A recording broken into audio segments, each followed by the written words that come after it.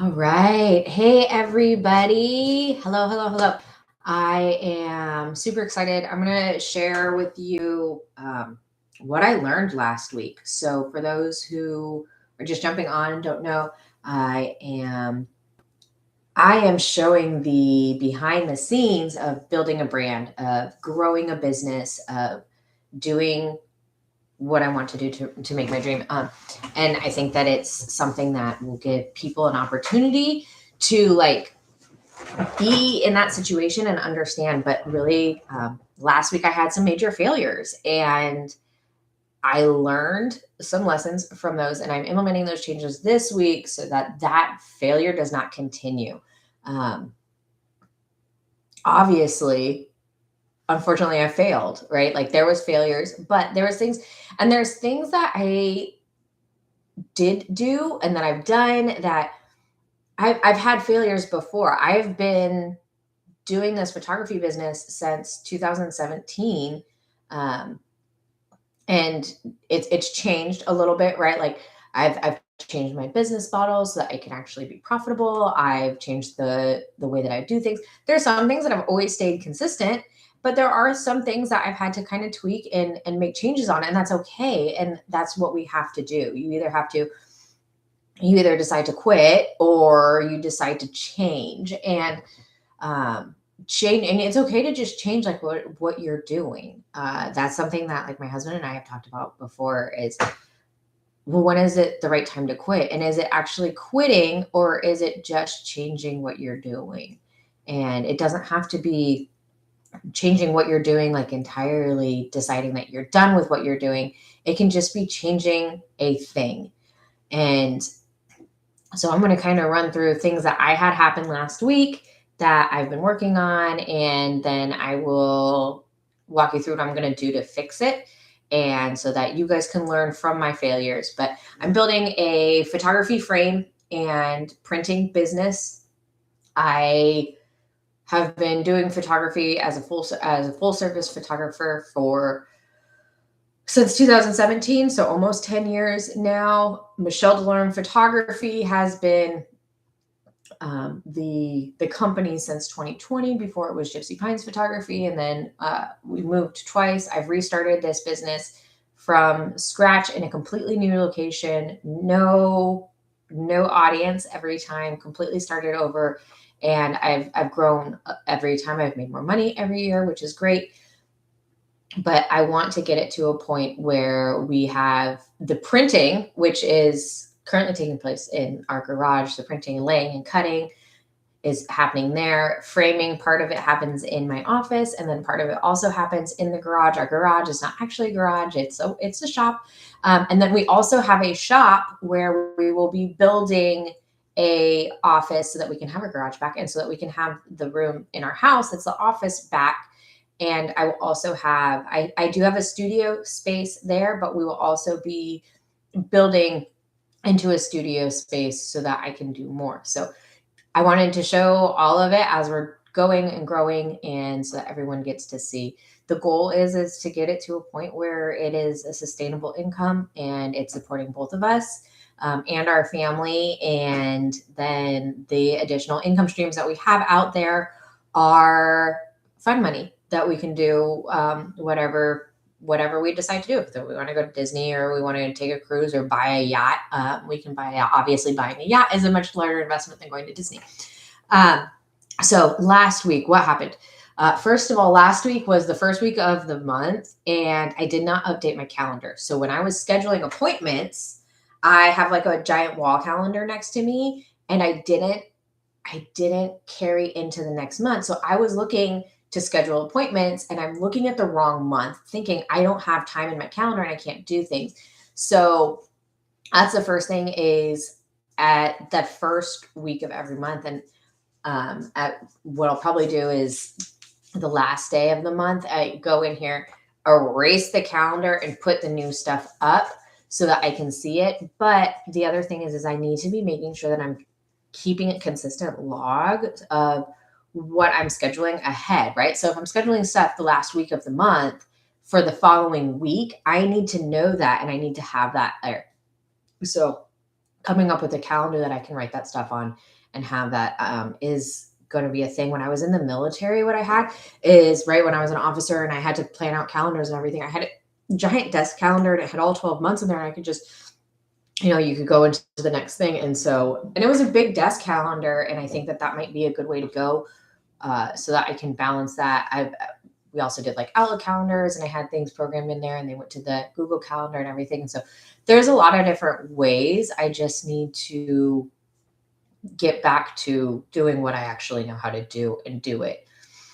Um, so that was part of the problem. And so then I had appointments that I was either tracking or I had written down somewhere and I confirmed them too late with the client. Or so I had a client who literally, I was like ready to go, found childcare, was scrambling to find childcare, found the childcare, go to confirm the appointment with the client. And because I did not put it into my appointment scheduler right when we scheduled that appointment. So she got the reminder the day before and then she was like, "Oh yeah, I need to reschedule that." And she sent me a message like, "Hey, we need to talk about the appointment." And so then I was like, "Okay, well this is what it is." I sent her the details of like what we cover in the appointment, but I didn't actually make sure that she was good to go. And so then when I think the next day, as I'm prepping, going through making sure I have everything, and she's like, we can't make that. We need to reschedule. So that is something that I need to do, is make sure that when I schedule the appointment with the person, I am immediately going into the appointment scheduler and putting their information in there and getting it sent to them so that they can immediately put it on their calendar as a reminder as well. I do control my appointment scheduler because I know where I can kind of move things around as opposed to having it just on my website where people can just schedule an appointment at will. Because I also, having two kids and I'm being the default parent because of what Ron's job is I need to be able to, if I'm going to have to find childcare, or if I know that there's a doctor's appointment or something like that, right now with our schedules, I control all of that. And so that is something that I do, but have when I have that actual phone conversation with people, we are scheduling appointments. So that's the first thing I learned is about schedules. The second thing was I scheduled a client we for family portraits, and she needed to push off. She wanted to push off due to extended family session and everyone's schedules. She wanted to do portraits February or March, kind of in the spring, but depending on weather, we didn't know if we were going to do it in February, depending on how cold it is here, or if we want to do March because they want to do it outside. And I expected my system to operate as I thought that I had my system set up, but I never verified that everything went through. So when I went back in, she had sent me an email like, "Hey, I thought I was supposed to get some stuff from you." And I've had people be like, "Oh, I thought I was supposed to get stuff from you." And then we find it in their spam folder or something like that. And so I just resent it to her. And then when I went into my system, it never triggered correctly because I did not trigger the action correctly. So I did things out of order of how I normally do. And that is a me problem, is I didn't follow my workflow. So my workflow is I take payment and sign contract at the same time. And then either we schedule the appointment or I put them in a reminder series of, we need to schedule your appointment. And I contact them at certain points like, "Hey, are you ready to schedule? Hey, are you ready to schedule?" I do have a limit that I set for myself on how long I will take that appointment out. So if they book like last year, I won't go further than 6 months because there may be things that change in my business, like pricing. This is another lesson that I had learned before, was I had a client who we booked them a year.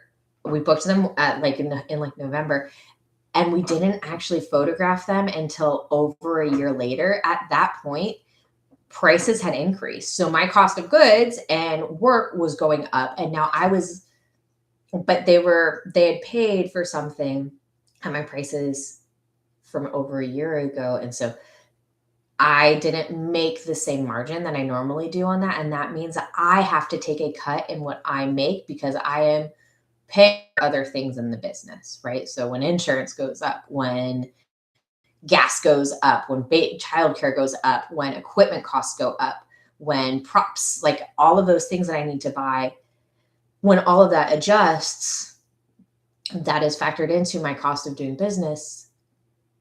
But that changes. And so if I'm not scheduling at the right time, that affects my what I get paid. And as a business owner, that's a hard thing, is when you know you need to make a certain amount for it to be worth your time. Because this is your paycheck. This is how you're paying yourself. And if you're not paying yourself correctly, then you have that money, you become a charity. If you're not getting what you're worth, then you're not working it, and that sucks. So um so that is something, that's a previous lesson that I've learned, that now I know 6 months. But because this client specifically, the lesson I learned last week was because I did things out of order, I messed up my order and my workflow. So every client, I get you guys don't need to see their names or anything, or their address. Let's see. Let's cover everything up here. This is, do I have a blank one? Goodness, I don't have a blank one. Okay. But so I have a workflow, and I can actually, I have a workflow that I go through. And so I get this page, and like when the client inquires, I put that in there, and then we do their phone call, and we walk through everything. We walk through the process. I schedule their consultation. The consultation is where I take payment and we sign contract. And if I don't get that stuff signed and done in the right order, there's a good chance, because it's nowhere else on my checklist, there's a good chance that is not going to get triggered correctly. And so for this client, I did not sign the contract with her when I took her payment. So I needed to digitally send it to her, and it didn't trigger correctly in my system. So that is my failure. I need to trust but verify, right? That's like the first lesson in leadership that you learn. Trust but verify. I did not verify. I trusted and I failed to verify. So what ended up happening is she did not get the contract to sign. And because she didn't get the contract to sign, and that contract was not received with her signature, it didn't trigger the rest of the email series. So she didn't get the rest of the sequence, walking her through how to take pictures of her wall. It didn't send her the reminder of prices. It didn't send her that our next steps are doing X, Y, and Z. And so she's sitting there waiting and waiting and waiting. And as a full service photographer who's trying to provide a high touch service, I want to completely and totally care for these clients. I failed. And it's not a bad thing to fail again, right? Like, but I failed in that system by not taking care of this client. So now I need to remedy the system. So now I am having to trigger everything by hand and manually input it. But this also let me know that there's a break in my system. And so what I do know now is that I need to make sure that for every client, there is if they're not scheduling on the spot, if we're not scheduling their date and getting them photographed in the next 2 to 4 weeks, that there is a prep series to keep them excited and going and preparing, so that they're not scrambling at the last minute to get everything taken care of. But also to remind them, like, hey, we're still scheduling. Hey, we're still scheduling. And I will still continue to reach out to them and say, hey, are you ready? Hey, let's look at this. And then at a point, I need to set that reminder of, hey, we still haven't scheduled. And if we're not going to schedule for this date, then I'm going to need to refund your money. However, this much work has already been put into it. So you will only receive, like, this is your retainer. So you will only receive an amount of this much back. And that's something that I do have in the contract because the retainer saves the date, but it also is covering the amount of work that I'm putting in prior to the actual session. So the session fee does not just cover me walking out and photographing you wherever you are. The session fee covers that creation fee that is everything that goes into creating for you. And so there is a retainer it's not refundable, because it is retaining me in my services, and it does cover services up to the session. So stuff like all of the session prep, that series needs to be triggered, but I also need to create a series for unscheduled session prep. So that's something that I will be working on this week as well. So that's really like a huge lesson that I'm glad I learned. I'm frustrated that I had to learn it, but I'm glad that I learned it. And then I also learned, and this is a winning lesson. So the week before that, we'd gone out of town and I said, I'm not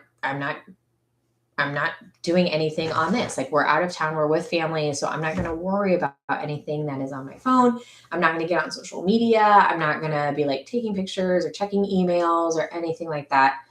Um, and I didn't. And it was great. It was awesome. I got to spend time with family and friends. And so that was cool. I read a book. And the problem, though, was that I was getting pretty good engagement. I was getting a lot of engagement on my social media and my marketing and getting it in front of people. I was getting a lot of views on it. I wouldn't call it necessarily quality engagement, but I was getting engagement and I was counting that as a win. And then I didn't get on my phone all weekend. So Friday, Saturday, Sunday.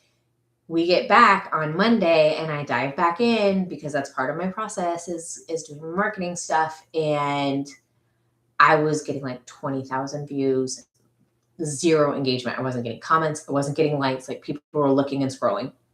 And so I noticed that that change had happened because I had not been staying consistent. And so this past week, what I said was, I'm going to post every day.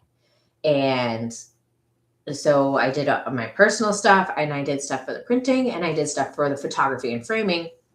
And I went from like 20,000 to around like 40,000 consistent views on stuff. But I'm getting quality engagement now. I'm getting people actually commenting on things and I'm getting likes. I've gotten some messages and inquiries on things. I've been having people ask about printing things. And so that is a plus, is that I've been doing that and getting a tweak that I needed to see. So I did kind of look at, well, what am I putting out there? Am I putting out images? Am I putting out storytelling? Am I putting out? So I've made a schedule of what I want to be doing on social media. And now the next step is to batch it. This is the same thing. And this is the craziest thing, is this is the same stuff that I tell my clients for brands is you need to batch your content, create your strategy, batch your content. That's why we're going out there and we're creating your content calendar, and um, we're photographing for the content calendar. We're getting the images that you know you're going to need, that you're going to be using for this stuff, that you're going to be using as your covers, that you're going to be throwing into your social media content, that you're going to be putting on your emails, that you're going to be putting on your blog. You know that you need all of these things. And I haven't been doing that. And I've been making excuses about why I can't do it. And it's so hard and I don't have time. And who's going to take pictures of me and blah, like, instead of just making the content calendar and doing it.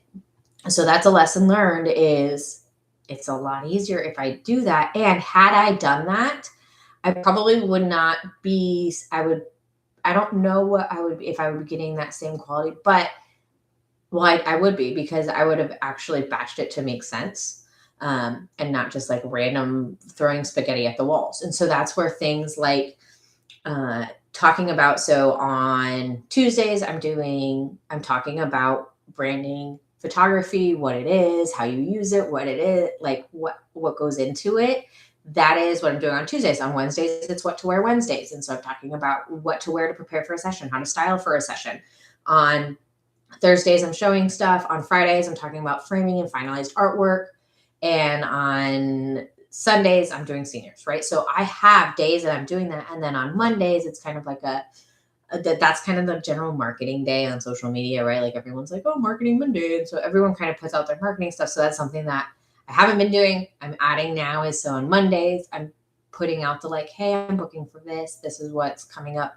That kind of thing. And then Monday, Tuesday, Wednesday, Thursday. Thursday is another tip day where I'm showing like an image, and it's either a before and after or something that we did to create, but I'm showing my work. And that is a huge fear of mine, which is crazy because I get paid to do this. People pay me, people want to work with me, people call me. and I am terrified to show my work.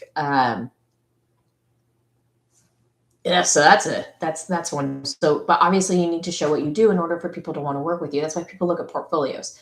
They want to look at your website. They want a brochure, they want the information so that they can look at it, all of that stuff. So showing that, that's what I do on Thursdays. Fridays is frames, finalized pieces, talking about that. So sometimes it's a video of me framing. Sometimes it's just like me showing a finalized piece. Sometimes it's going to be me talking about what goes into framing and how we preserve and key things to think about when you're doing that, because I don't just frame my work, I frame any work. So if you're an artist and you do a charcoal drawing and you bring me a charcoal drawing to have framed, I can frame that. If you are a lawyer and you want your bar certification framed, I can do that. If you're a graduate and you want your diploma framed, I can do that. I can do framing. There's different things that go into framing, how things are mounted, what kind of glazing you're using, what kind of mats, how to color match, how to so much. And so that's a lot of education that I can provide and I can put out there. The other thing is I'm putting things on different platforms, and there's the way that you do something for Instagram or YouTube shorts or reels or TikTok is going to be different than the way that I would do it for an Instagram for like a live video. So like something like this for YouTube, or doing my weekly YouTube videos, doing those things. And so something that I'm testing on YouTube is taking the videos of me recording and breaking those. So I'm taking that video that's being loaded as a video on YouTube. I'm breaking that stuff into shorts for YouTube, reels for Instagram, Facebook, and for TikTok. I did just open a TikTok account, so I'm learning TikTok as we grow. And I'm seeing different things on the different accounts, because I have one for every business right now. And then my personal one. So, but those are the things that I failed at last week and what I learned. And that doesn't mean that there wasn't more failures, but those were the failures that really stuck in my mind. And so when this morning, when I was thinking about it, those were the big things of like, these are major failures that I need to fix right now. And I need to get these corrected. So that is what this week's, the policy and the marketing activity and everything that I'm working on this week are from the failures from last week. So you guys are here for week one. That was week one of what failed and what I'm doing to fix it. And so keep coming back. I'm going to keep updating on how we're doing and how we're growing. And I can't wait to see all of this grow. All right. Thanks, guys.